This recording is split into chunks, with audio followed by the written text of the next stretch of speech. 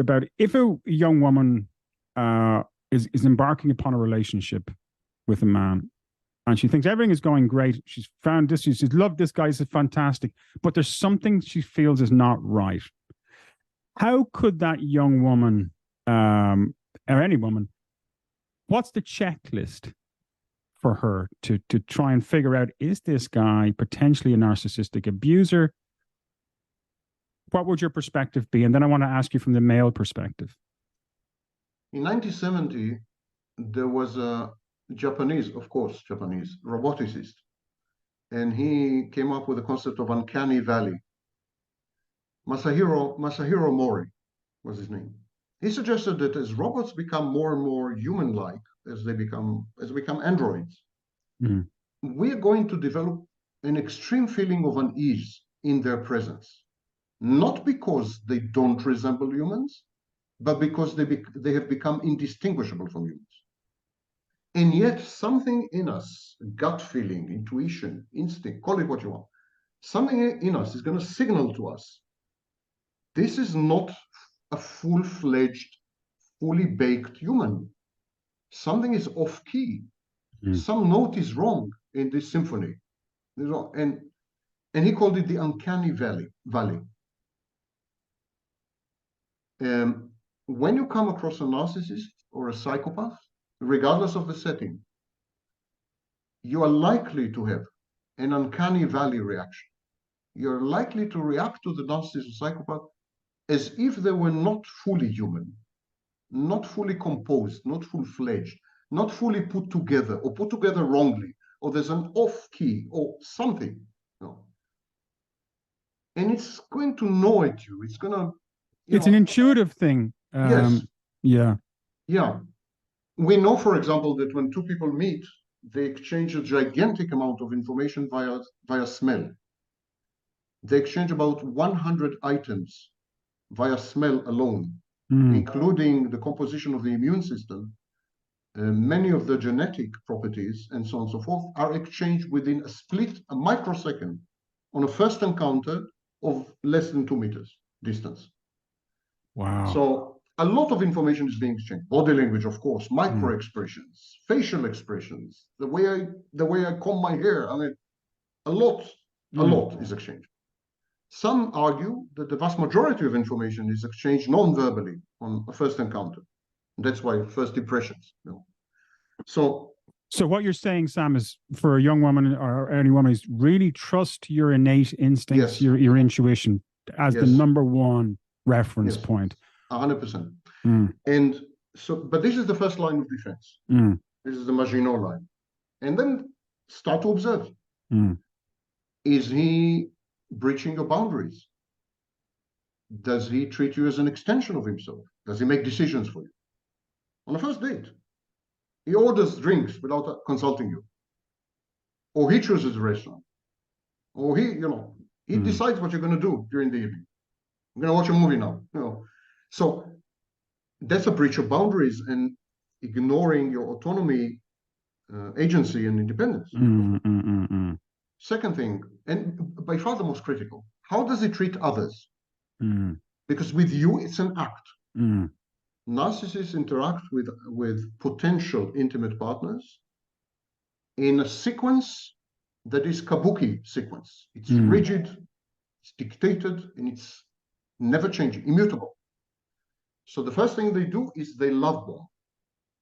Love bombing starts subtly, the way he looks at you, the way. So with you, it's an act. You can't trust the information that you gather by being with the narcissist on the first date. Instead, monitor and observe how the narcissist relates to other people. So the waiters at the table, other the people as waiter, you the cab driver, how does he? Because there he won't bother to act. But there's nothing to gain from them, so obviously he'll show his true self, if you like.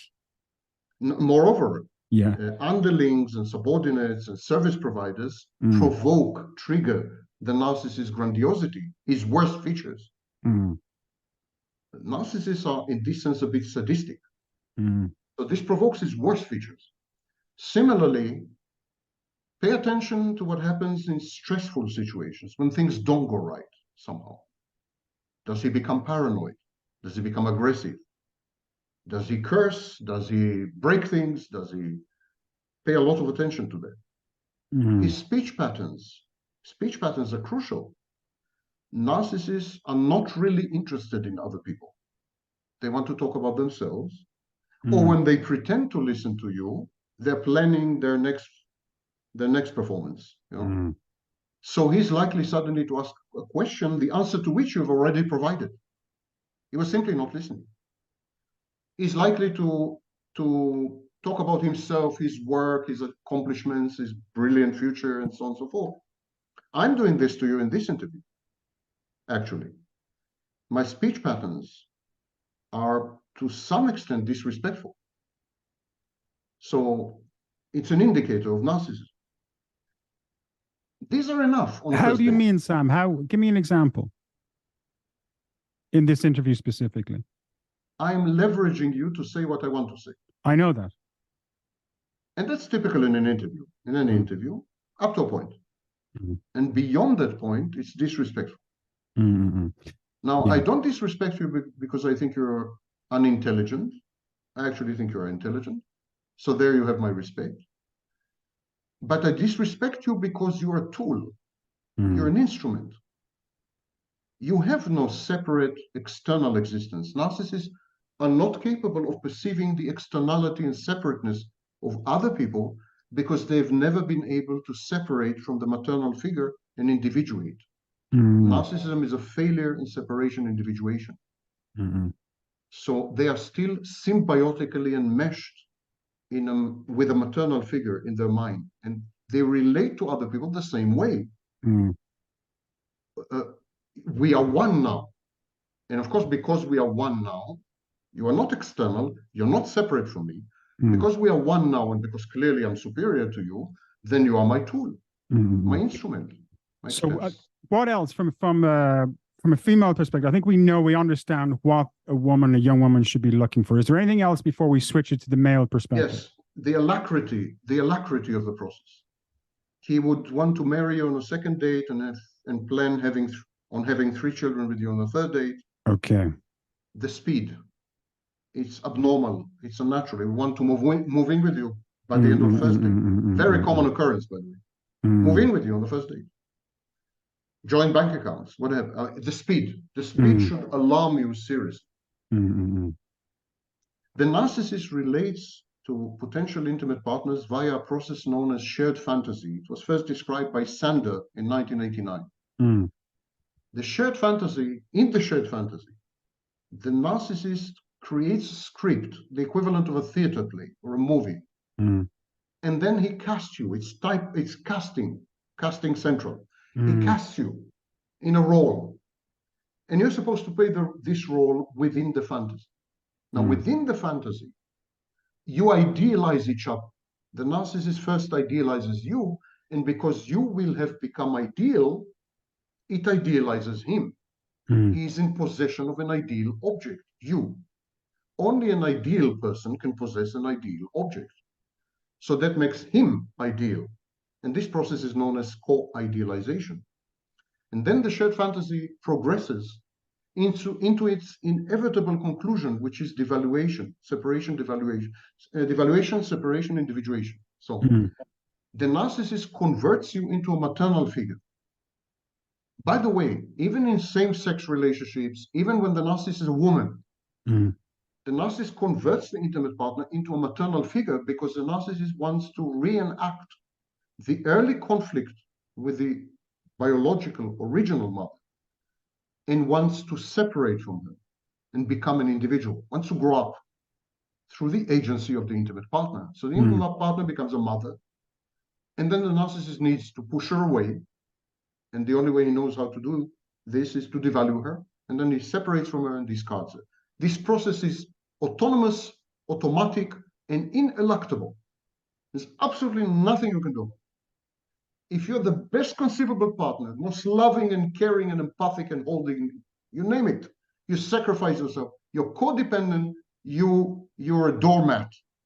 Nothing is going to help because the narcissist needs to devalue you and separate from you because you are his mother, you're his new mother. of course, the narcissist gives you the same treatment. He becomes your mother. He provides you with unconditional love. He regresses you to a much earlier age. And that is why this whole relationship is, apropos our earlier conversation, is addictive. The partner doesn't fall in love with the narcissist. The partner falls in love with herself through the narcissist's gaze. The narcissist idealizes her, and then he provides her with access to this idealization. And then she falls in love with her own idealized image. It's intoxicating. It's exactly what happens to a baby with his mother. The mother idealizes the baby, and the baby gains access to his nascent self, to his emerging self, through the mother's gaze. So initially, the baby's self is idealized, and that's why all babies are narcissists. They're narcissists because the mother idealizes them, and then they come to believe this. They come to create a self around this idealization, and that allows them to take on the world, to explore the world. This is the sequence. The mother idealizes the baby feels godlike. The baby feels idealized. And now he can take on the world because he's God. It's a critical, healthy feature of early childhood. The mother's gaze is crucial in pushing the child away from her and into the world. It's as if the mother is saying, listen, baby, you are God. You're ideal. You don't need me. You don't need me anymore. You can take on the world. Go ahead, take on the world. And the child begins to explore the world and then discovers that there are other people in the world and develops object relations, ability to interact with other people. This is all very crucial. What the narcissist does, he takes himself and his partner and he regresses both of them to age 2, prior to this stage of separation, individuation, and they become enmeshed. They become a single unit. Codependent and trauma bonded. Is that the kind of phraseology we would use? That they're creating their own trauma and bonding themselves together. Trauma bond is controversial and misunderstood concept. Layman thing, the trauma bonding is that you bond with a narcissist because he has a capacity to traumatize you, and then the capacity to reconcile with you. Intermittent reinforcement, black and hot and cold. So the narcissist loves you, and then the narcissist hates you, but he has a capacity to love you. So you become addicted to this cycle. You say, he hates me now, he's aggressive, he's violent. I need to get his love back. But I need to get it. I will get his love. It's not that I need to get his love. I know that I will, because intermittent reinforcement is the pattern of the relationship. So if I wait long enough, I'll get the love back. And there's no love like it, as I just said. This is the kind of love that a mother has for a baby. It's unconditional. It's oceanic. It's oceanic. It's all consuming. Exactly. So it's worth waiting for. So this is the layman's interpretation of trauma bonding. But the truth is that it's a much deeper and seriously pernicious phenomenon. Because what the narcissist does, he triggers your other traumas. He triggers previous traumas. He pushes the buttons, the trauma buttons in you. And because he's the one to push the trauma buttons, he acquires omnipotence over you. Only he has the power. His finger is on the button. Only he has the power to remove it. And you want him to remove it more than anything. Many, many victims are actually there. They remain there. Not necessarily because they expect the narcissist's love or they can't live without it or they're addicted to it, but as a form of pain relief. It's the only person who can take away the pain is my narcissist. Or if the other partner is also grandiose, the only person who can restore my grandiosity is my narcissistic partner. So it's a restorative function in many ways. And so, sorry, go ahead. No, go ahead. Go ahead. I think we have a good understanding, right, of it, and I think we have a good understanding from a a female perspective of what to look out for. I think the alacrity thing is very, very interesting as well. I hadn't considered that. The speed at which the narcissist, the male narcissist, will move this relationship process forward. This is something really for women to look out for, right? As well as the other things we touched on. Now, let's reverse this and let's talk about men. A young man, he meets a girl, you know, he finds her amazing. What should he be looking out for the same things, or is there subtle differences, subtle nuances here? It's a good question. The warning signs with the male narcissist is essentially about control. Right. Control, power plays, asymmetry of power, and so on. The warning signs with the female. So before I answer your question, well into the 2000s, 75% of people diagnosed with narcissistic personality disorder were men. And even today, in the text of the DSM-5 text revision published 1 year ago, it still says that 50 to 75% are men. The truth in the field is that half of all people diagnosed with personality disorders, narcissistic personality disorder, nowadays they're women. Women have caught up with men. And women have caught up with men because women have become men. This is not Sam Vaknin. These are studies by Lisa Wade and many others, which have proven, again, I think very conclusively, that women have adopted the male stereotypical gender role and have become men in the gender sense, not in the genitalia sense or the biological sense, or they've become men in the performative. It's performative. Exactly. Yeah. Yes. Gender is performative. So they perform as men, exactly. But it's they don't only perform as men, they regard themselves as men. For example, there's a famous study conducted in 1980 and then again in 2020. And women were asked to describe themselves. In 1980, they chose 8 out of 9 adjectives which were stereotypically feminine. Caring, empathic, soft. Kind. In 2020, they chose 8 out of 9 adjectives which were stereotypically masculine. Strong, tough, competitive, ambitious, etc. So it's not only performative. Their self-perception has become utterly masculine. Why am I mentioning this? Consequently, a masculine disorder, narcissistic personality disorder, is now universal because everyone is a man. Even women are men. So they've acquired male mental health disorder. Additionally, the distinctions that used to exist in the 80s and distinctions I wrote about in the 90s, for example, between the manifestations of pathological narcissism in women and in men, these distinctions have all but evaporated. Male and female narcissists behave identically, with one exception. And that exception is what is known as histrionic exception.